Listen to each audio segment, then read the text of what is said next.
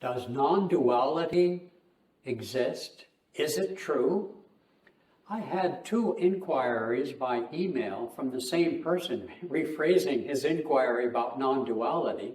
And just last night, a friend of mine at a distance who writes to me occasionally asked me the same exact question. Is non-duality true? Well, what is non-duality?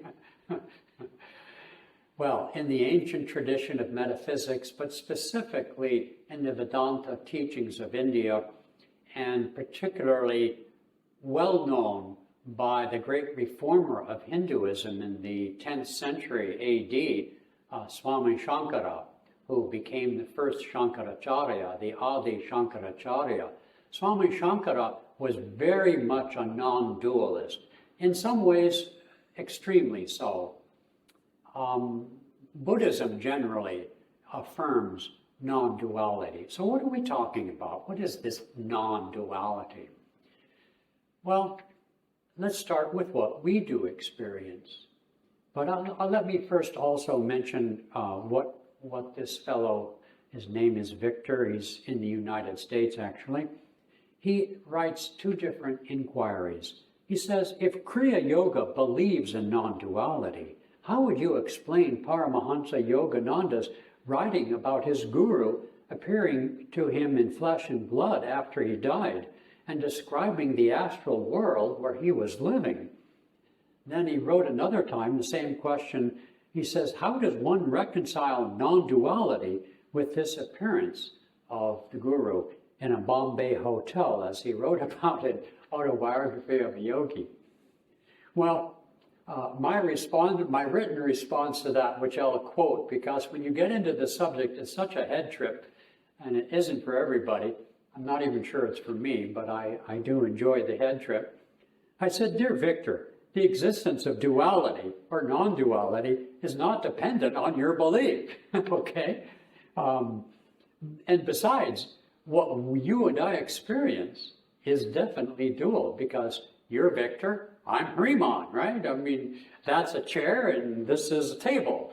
So we're stuck. I mean, duality doesn't require our belief or question. It's you know, we like food, right? So we need food. That's definitely duality. So the question is, as basically you put it, but it's not contradictory, that's my point. If non-duality is a level of reality that is, although you don't put it this way, that is elemental, that is more fundamental than non-duality, we can understand, we can experience that that duality represents ceaseless change. Pantare, as it says in Greek, all is flux. That's the elemental or foundational teaching of all metaphysics, but Buddha certainly pointed it out. Everything is changing. Pain, pleasure, and so forth. And those who want to buy into that ceaseless change, what's the French saying? Well, I forget the French saying, but anyway, vive la différence, right? Some people really revel in the differences between people. Okay, fine, revel in it. But there's a part of our consciousness that wants stability, that wants security, right? We revel in our trips and our different experiences, but when I come home from a trip, I'm happy to be home, okay? So there are 2 kinds of people, ones who want things constant and unchanging, and those who love all change.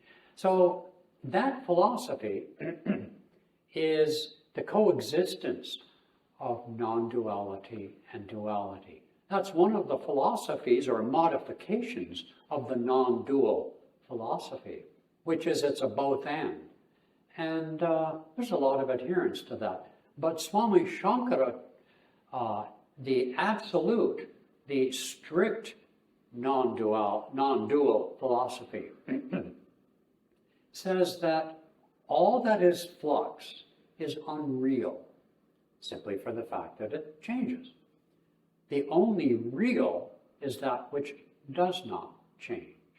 We see that in the Bhagavad Gita, in the conversation between Arjuna and Krishna, saying that the soul is eternal, unchanging. It cannot die. It cannot be harmed. And so that appeals to many people, okay, who want that untrammeled bliss that is taught in metaphysics, that is taught in Vedanta. That's the true heaven.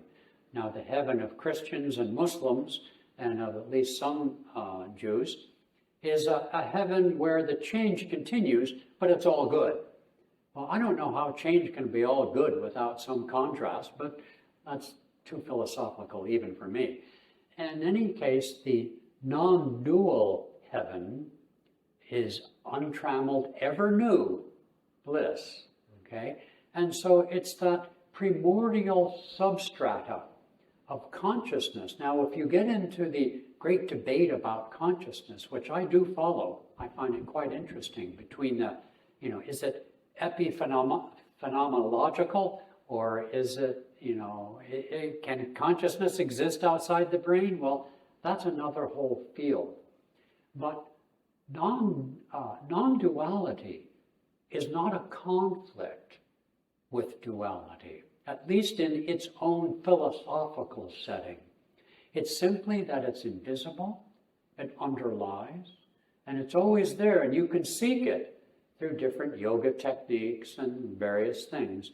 It can be experienced, but if it can only be experienced in a temporal way, then in a way it's dual.